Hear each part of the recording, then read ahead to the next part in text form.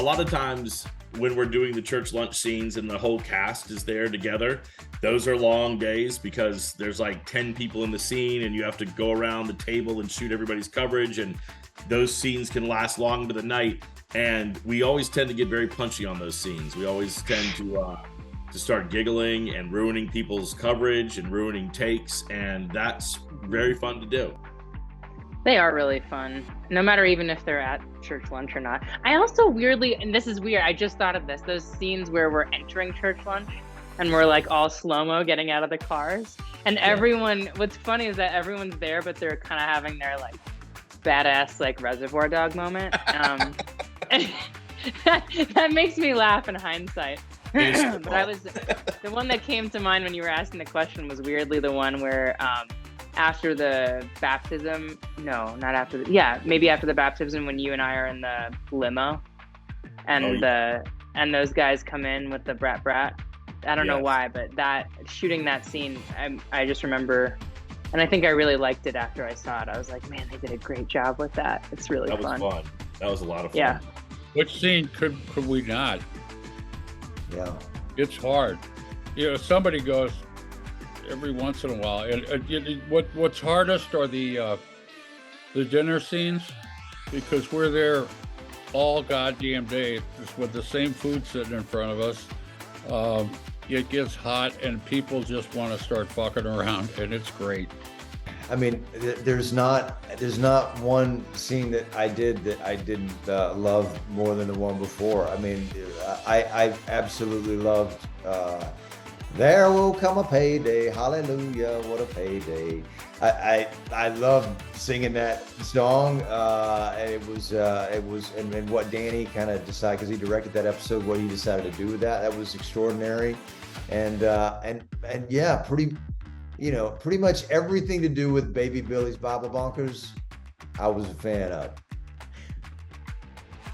I have to go with this one that is actually on the largely on the sort of bloopers reel from the first season, and part of it had to do with exhaustion and a night shoot, but it's a scene where Danny and Adam and I are on the couch, and Kelvin is saying maybe he's Jesus, maybe he's the devil, he's not sure, he's all mixed up, and I don't know, something happened that night and none of us could stop laughing, and it like sends a physical response through me when I think about it, because I just remember literally my face was wet from crying laughing, and there was a point where it was someone said my cue, or what had evolved into my cue, and I couldn't talk because I couldn't stop laughing,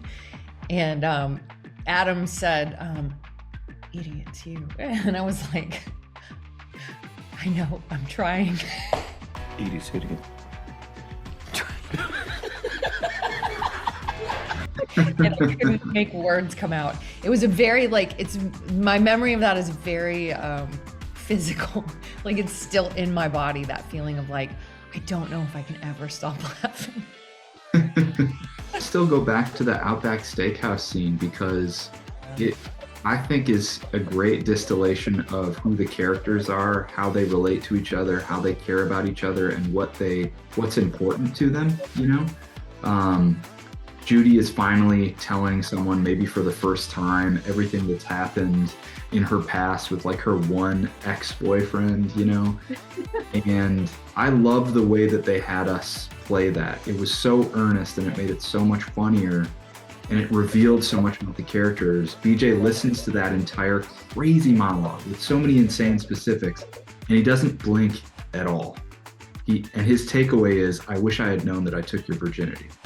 That's his takeaway from something like that, and that he's hurt from that. And it was just such a delicate, funny breakup scene, combined with like the craziest stuff that you'd ever heard in that season. It was That's what I almost said, Tim, was that. Yeah. That scene, I think back to that scene a lot when I'm preparing for stuff. 'Cause I'm like, it feels like such a pillar of how they relate to each other. That scene we shot where I come out and it's just the tip of my penis in season 1. And Danny McBride was laughing so hard every time I'd enter that scene, and we shot it at 4 a.m. And my in-laws had just flown into town to visit us in Charleston. And they came straight from like their midnight flight to set.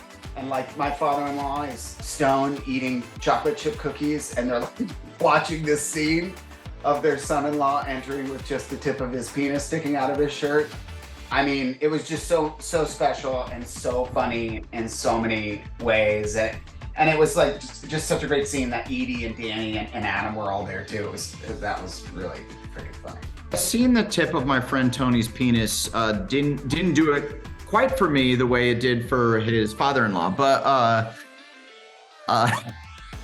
no, I don't know. I mean, any scene that I get to do with Tony is really fun, and we crack each other up. You know, he was just calling me a stone cold bitch because I don't crack that often. But I mean,